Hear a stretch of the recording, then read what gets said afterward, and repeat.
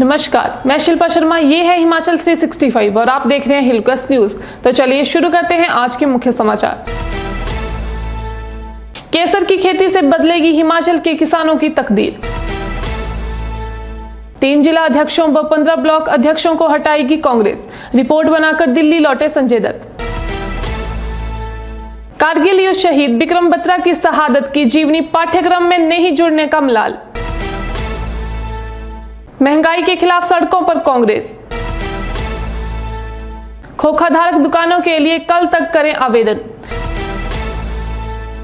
पानी छोड़ते ही Tullu pump on. Himachal में भारी बारिश ने मचाई तबाही।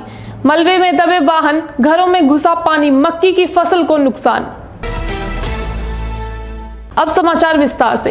केसर की खेती से बदलेगी हिमाचल के किसानों की तकदीर। हिमाचल प्रदेश के चंबा, कुल्लू, मंडी और किन्नौर में केसर की खेती किसानों की तकदीर बदलेगी। 4 जिलों की 25 कनाल भूमि पर 35 से 49 क्विंटल केसर बीज बोया जाएगा। भरमौर, तीसा, सलूनी में 6 कनाल भूमि के लिए 8 से 9 क्विंटल केसर का बीज किसानों को दिया जाएगा। दरअसल समुद्र तल से 1500 से लेकर 2500 मीटर की ऊंचाई पर केसर की खेती होती है। केसर के बीज की रोपाई के बाद इसे सिंचाई सुविधा मिल जाए तो बढ़िया फसल होती है। चंबा के भरमौर, सलूनी और तीसा के ऊंचाई वाले क्षेत्रों में केसर की खेती के लिए चयनित किया गया है। भरमौर, सलूनी और तीसा में ट्रायल के तौर पर लगाई गई केसर की खेती में फ्लावरिंग हो गई है। 3 जिला अध्यक्षों, 15 ब्लॉक अध्यक्षों को हटाएगी कांग्रेस। रिपोर्ट बनाकर दिल्ली लौटे संजय दत्त। प्रदेश कांग्रेस के सह प्रभारी संजय दत्त 7 दिवसीय प्रदेश प्रवास के बाद वीरवार को दिल्ली लौट गए हैं। प्रदेश कांग्रेस से लेकर जिला और ब्लॉक स्तर पर हुई बैठकों के बाद तैयार की गई रिपोर्ट को वे अपने साथ ले गए हैं। इस रिपोर्ट में निष्क्रिय हो चुके 3 जिला अध्यक्षों सहित 15 ब्लॉक अध्यक्षों को हटाने का प्रस्ताव तैयार किया गया है।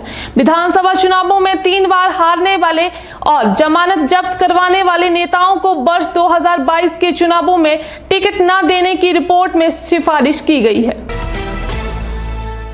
कारगिल युद्ध शहीद बिक्रम बत्रा की शहादत की जीवनी पाठ्यक्रम में नहीं जुड़ने का मलाल। कारगिल युद्ध में शहादत पाने वाले परमवीर चक्र विजेता परिजनों को उनके बेटे की शहादत की जीवनी किसी पाठ्यक्रम में न जुड़ने का आज भी मलाल है। हालांकि उन्हें अपने बेटे की शहादत पर गर्व है। शहीद बिक्रम बत्रा के परिजन चाहते हैं कि उनके बेटे के कारगिल युद्ध की जीवनी सीबीएसई सेकेंडरी पाठ्यक्रम और हिमाचल प्रदेश स्कूल शिक्षा बोर्डों की किताबों में भी जुड़े। इससे बच्चे उनकी बहादुरी से प्रेरणा ले सके।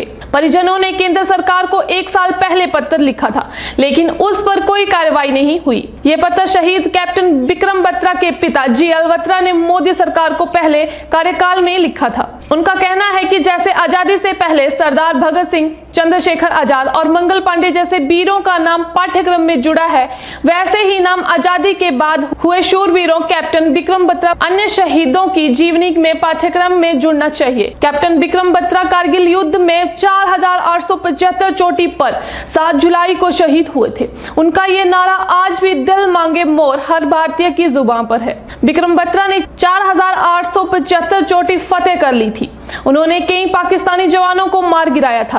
अब वे जीत की खुशी में नारा दे ही रहे थे कि ये दिल मांगे मोर। एक गोली उनका सीना चीरती हुई बाहर से निकल गई थी। लिहाजा मरणोपरांत उन्हें परमवीर चक्र से सम्मानित किया गया था। महंगाई के खिलाफ सड़कों पर कांग्रेस। जिला कांग्रेस कमेटी हमीरपुर ने महंगाई, बेरोजगारी सहित अन्य मुद्दों को लेकर गुरुवार को वर्तमान भाजपा सरकार के खिलाफ जन आक्रोश रैली निकाली। जिला अध्यक्ष राजेंद्र जार की अगुवाई में सैकड़ों कांग्रेस कार्यकर्ताओं ने इस रैली में भाग लेते हुए शहर के भोटा चौक से लेकर गांधी चौक होते हुए डीसी ऑफिस हमीरपुर तक आंदोलनकारी किसानों की मांगों को लेकर और महंगाई व बेरोजगारी जैसे ज्वलंत मुद्दों पर केंद्र की मोदी सरकार और प्रदेश भाजपा सरकार के विरुद्ध नारेबाजी करते हुए विरोध प्रदर्शन किया। कांग्रेस ने जिलाधीश हमीरपुर के माध्यम से माननीय राष्ट्रपति भारत को एक ज्ञापन भी भेजा। इस ज्ञापन के माध्यम से राष्ट्रपति को मोदी सरकार द्वारा पारित कृषि कानूनों, जिन्हें कि देश का किसान अपने हितों के विरुद्ध मानता है, उन्हें अपने पद के प्रभार का दबाव डालकर मोदी सरकार से उन्हें निरस्त करने की मांग की है। जिलाध्यक्ष ने कहा कि कांग्रेस पार्टी पूर्ण रूप से किसानों के हित की लड़ाई के लिए साथ खड़ी रहेगी और उनकी मांगों का समर्थन करती रहेगी। खोखाधारक दुकानों के लिए कल तक करें आवेदन। जिला मुख्यालय के अंतर्राष्ट्रीय बस अड्डे के सामने खेल परिसर में निर्मित दुकानों के आवंटन के लिए पात्र 21 खोखाधारकों से 3 जुलाई शाम 4 बजे तक आवेदन आमंत्रित किए गए हैं। स्थिति के बाद कोई भी आवेदन स्वीकार नहीं किया जाएगा। उपायुक्त हमीरपुर और खेल, संस्कृति, शिक्षा एवं अन्य विकासात्मक गतिविधि प्रोत्साहन सोसाइटी के अध्यक्ष देवा श्वेता बानिक ने बताया कि उक्त दुकानों के आवंटन के संबंध में 21 पात्र खोखा धारकों को 23 जून को ही नोटिस के माध्यम से सूचित कर दिया गया है। श्वेता बानिक ने बताया कि खेल परिसर की दुकानों की व्यवस्था का संचालन कर रही खेल, संस्कृति, शिक्षा एवं अन्य विकासात्मक गतिविधि प्रोत्साहन सोसाइटी के पास गुरुवार 1 जुलाई तक कुल 12 खोखा धारकों के आवेदन प्राप्त हो चुके हैं। उन्होंने बताया कि खेल परिसर की दुकानों का आवंटन बस अड्डे के सामने खोखा चलाने वाले 21 लोगों को पहले आओ पहले पाओ के आधार पर किया जाना है।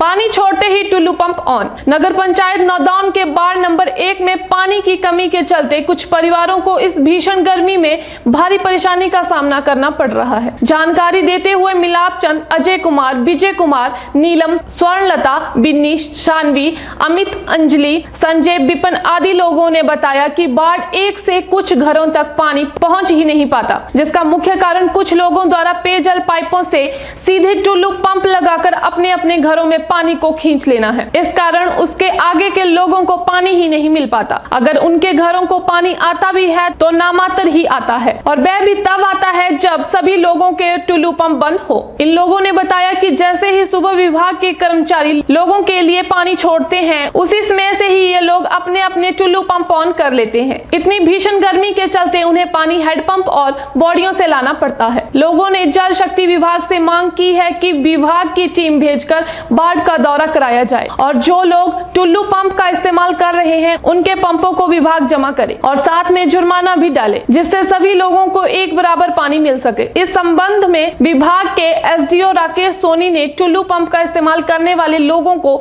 सख्त चेतावनी देते हुए कहा कि वह स्वयं ही टुल्लू पंप को विभाग की लाइनों में लगाना छोड़ दे, नहीं तो कानूनी कार्रवाई की जाएगी तथा उनके पंप भी विभाग द्वारा जब्त कर लिए जाएंगे।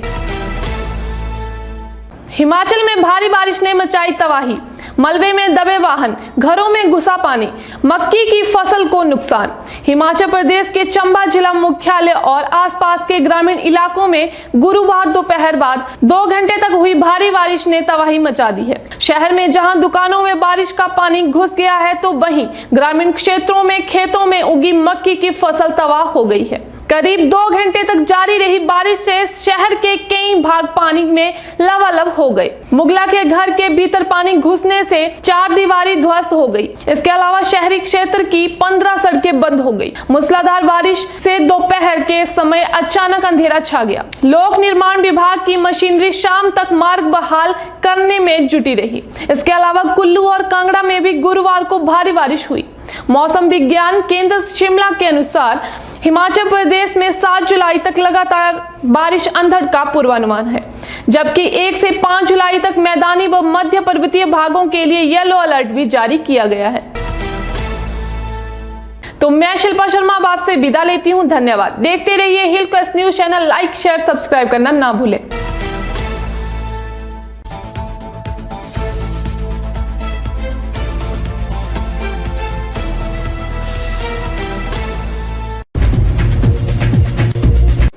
धूमल क्यों हारे? सरकार जो है वो कानून व्यवस्था को नियंत्रित करने में नाकाम हो रही है। इसमें जो दोषी लोग हैं वो जेल की सलाखों के पीछे। तो rift in the party that has led to the defeat in previous election. The rift कोई नहीं थी पार्टी में। ग्रामीण शिमला की बात करते हैं। Unprecedented amount of development work in this constituency. है कि हमीरपुर मेडिकल कॉलेज के लिए जो फॉरेस्ट क्लियरेंस थी वो भी भारतीय जनता पार्टी की वजह से डिले हुई। हमने केंद्र से फॉरेस्ट क्लियरेंस करवा कर